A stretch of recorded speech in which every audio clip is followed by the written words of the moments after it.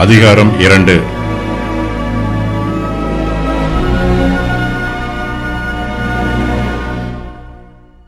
ஆமான் என்பவன் யூதருக்கு விரோதமாக சதி ஆலோசனை பண்ணுகிறான்.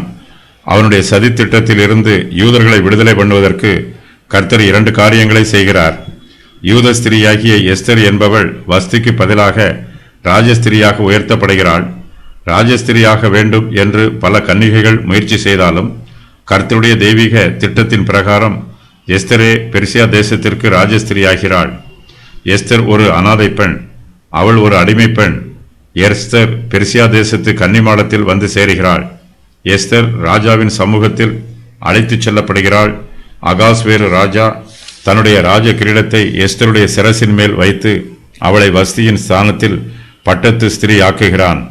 அரண்மனையின் பிரதானிகளில் 2 பேர் ராஜாவாகிய அகாஸ்வேருவின் மேல் கைபோட வகை தேடுகிறார்கள். இந்த காரியம் மொர்தெகாய்க்கு தெரிய வருகிறது. அவர்களுடைய சதி வேலையை மொர்தெகாய் எஸ்தர் மூலமாக ராஜாவுக்கு சொல்லி அனுப்புகிறார்.